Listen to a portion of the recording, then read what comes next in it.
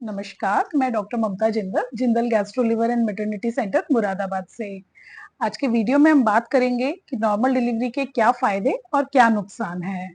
तो फायदे तो मेरा ख्याल सभी लोग जानते होंगे, हमारी दादी-नानी के ज़माने से नॉर्मल डिलीवरी होती आई है।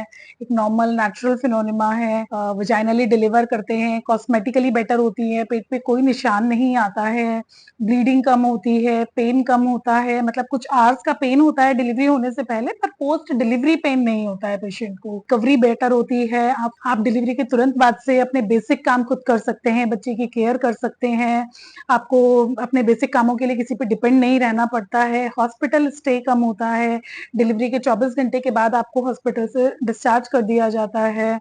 इसके अलावा एक कंडीशन होती है जिसे हम ट्रांजिएंट टेकिपनिया ऑफ न्यूबॉर्न कहते हैं, वो भी प्रिवेंट होती है नॉर्मल डिलीवरी की वजह से। क्या होता है कि जब नॉर्मल डिलीवरी होती है और बच्चा वजाइनली नीचे की तरफ जाता है, तो उसके लंग्स जो होते हैं वो स्क्वीज होते हैं, लंग्स पे प्रेशर पड़ता है, उसकी वजह से जो एक्स्ट्रा फ्लूइड वहां पर होता है वो निकल जाता है। तो कभी कभी जैसे ही बच्चा पैदा होता है उसको सांस लेने में डिफिकल्टी होती है, ट्रांजिएंटली होती है। इस कंडीशन से भी वजाइनल डिलीवरी बचाती है। तो नॉर्मल डिलीवरी के बहुत सारे फायदे हैं, लेकिन कोई भी प्रोसीजर एब्सोल्यूट नहीं होता है, तो कुछ नुकसान भी होते हैं नॉर्मल डिलीवरी के। तो पहली बात तो यही है कि आपको डॉक्टर ने एक डेट दी है जिसके अराउंड डिलीवरी होगी, हो सकता है उस डेट पर हो सकता है उससे कुछ दिन पहले हो, और हो सकता है उस डेट को क्रॉस करने के बाद हो। तो एक पीरियड होता है जब पूरी फैमिली और पेशेंट सब एप्रीहेंशन में रहते हैं कि हो सकता है आज डॉक्टर के पास जाना पड़ जाए, हो सकता है कि आज रात में डॉक्टर के पास। तो ये अनएक्सपेक्टेड होता है, मतलब आपको थोड़ा सा एप्रीहेंशन, थोड़ा सा एंजाइटी बनी रहती है कि किस दिन डिलीवरी होगी, आपको प्रिपेयर रहना पड़ता है उस चीज के लिए। कभी कभी नॉर्मल डिलीवरी में नीचे की तरफ टाके दिए जाते हैं जिसे हम एपिजियोटमी कहते हैं। तो वो टाके जो है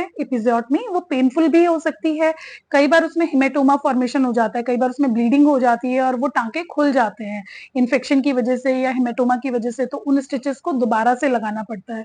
तो वो प्रोसीजर पेशेंट के लिए पेनफुल भी होता है और ट्रॉमेटिक भी होता है।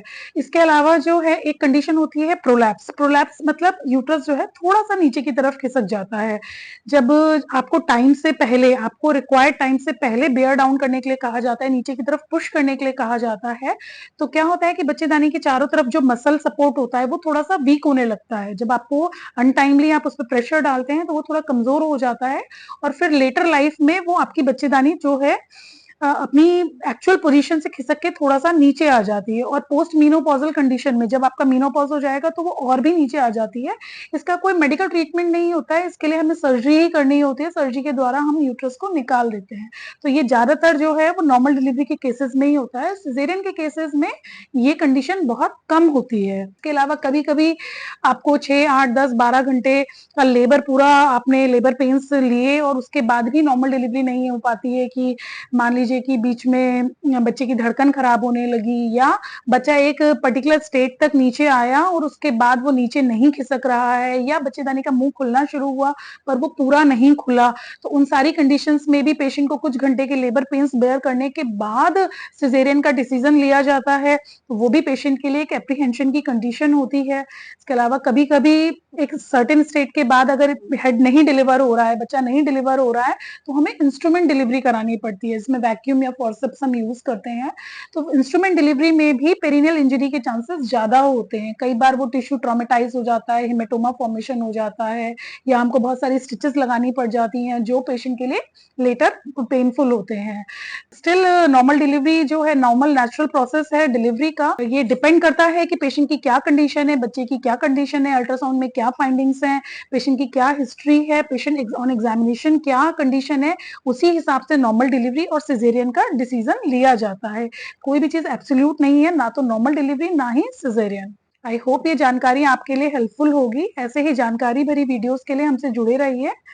Thank you.